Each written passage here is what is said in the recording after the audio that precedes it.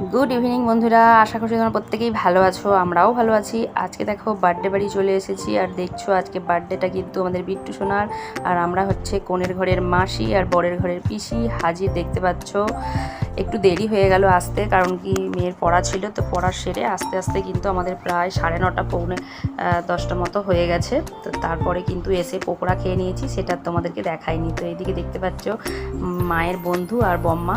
তো এই যে আমি বললাম দুজন একটু ফটো পোস্ট দাও, তো সেই জন্য এইভাবে ফটো পোস্ট দিল। আর আমাদের একটু দেরি হয়ে গেছে, এসেই পকোড়া আর হচ্ছে কোল্ড ড্রিঙ্কস খেয়ে নিয়েছি। তো এইদিকে হচ্ছে গিয়ে কেকটা কাটিং হবে, ডেকোরেশন মানে একটু সাজিয়ে গুছিয়ে দিচ্ছে আর কি। ওর বাবা মা এই যে ক্যান্ডেলগুলো একটু জ্বালিয়ে দিচ্ছে। তো এই ক্যান্ডেলগুলো দিলে কিন্তু বেশ সুন্দর লাগে একটা দেওয়ার থেকে, তাই না? তো যাই হোক, তারপরে কিন্তু সবাই মোটামুটি হাজির হয়ে গেছি। এবার হচ্ছে গিয়ে কেক কাটিং হবে। আর সোনামাও দেখতে পাচ্ছ এসে গেছে। সোনামা তো পড়া করছিল, কখন যাব যদি দাদাভাই কেকটা কেটে নেয়। তো আমি বললাম না না, তুই গেলেই তারপরেই কাটবে। তো যাই হোক, কেকটা কাটা হয়ে গেল। তো তোমরা সবাই কিন্তু একটু বার্থডে বয়কে উইশ করে দিও, খুব ভালো থাকে যেন, সুস্থ থাকে, একটা ভালো মানুষ হয়। তো এটাই হচ্ছে কামনা করি। আর এই দেখো, তার সঙ্গে কিন্তু স্নোফলস হচ্ছে। আর ওই দিনটা কিন্তু খুব একটা গরম ছিল না, ওই দিন ছিল 8ই মে, 25শে বৈশাখ।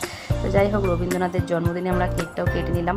তো এই দিনে জন্ম মানে কিন্তু বেশ মানে মনে রাখার মতো, তাই না? একটা দাগা দিনে জন্ম হলে তো আমাদের কিন্তু ভুলি না আমরা, মানে আমাদের মনেই থাকে একটু সোনার বার্থডেটা কবে।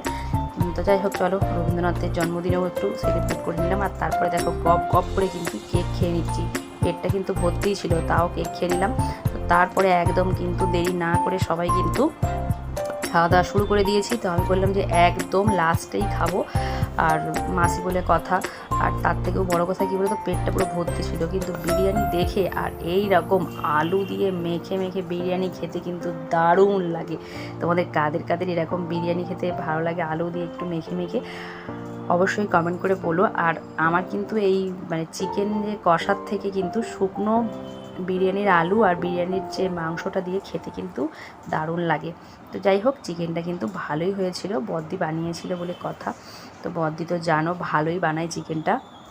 আর একদম কিন্তু অনুষ্ঠান বাড়ির মতো হয়েছিল, তোমরা দেখেই বুঝতে পারবে মাংসটা কতটা নরম আর সফট, আর খুব ভালো হয়েছিল খেতে। তো বেশি কিছু আইটেম হয়নি, আর ছোট্ট করেই হয়েছে, কিন্তু বেশি কিছু আইটেম না হলেও আমাদের কিন্তু খুবই ভালো লেগেছে, কারণ বিরিয়ানি বলে কথা, তাই না? বিরিয়ানি খেয়ে একদম প্লেট একদম সাফ করে দিয়েছি। তারপরে কিন্তু এই যে চাটনিটা নিয়ে নিচ্ছি, টমেটো দিয়ে, খেজুর দিয়ে, আমসত্ত্ব সব কিছু দিয়ে কিন্তু বেশ গাঢ় গাঢ় করে একটা চাটনি হয়েছে, খুবই ভালোই লেগেছে আমার খেতে, একদম টেস্টি টেস্টি খেতে। আর তার সাথে বললাম না বিরিয়ানি বলে কথা। তো বিরিয়ানিটা খাওয়া হয়ে গেছে। আর তারপরে এই যে চাটনি, আর এই দেখছো খেজুর দিয়ে বেশ সুন্দর হয়েছে চাটনিটা খেতে।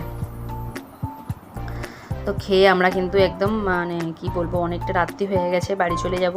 আর এই যে পাঁপড়ও নিয়ে নিয়েছি। তো পাঁপড় দিয়ে একদম ভালোই লাগলো খেতে চাটনিটা। তো তারপরে আর পায়েসও আছে, মিষ্টি আছে, যেগুলো হওয়ার সেগুলো তো হয়েছে। আর প্রথমে তো পকোড়া আর হচ্ছে কোল্ড ড্রিঙ্কস খেয়েছিলাম। তো এবারে কিন্তু বার্থডেটা খুব একটা বড় করে হয়নি, বাট মোটামুটি ভালোই হয়েছে। তো যাই হোক, তারপরে কিন্তু বেশ বড় বড় রসগোল্লা পাতের মধ্যে পড়ে গেছে। আর একটা রসগোল্লা একদিন খাওয়াই যায়, তাই না? সুগার থাকলেও অসুবিধা কিছু হয় না, একদিন খাওয়াই যায়, সেই হিসাবেই কিন্তু একটা রসগোল্লা খেয়েই নিলাম।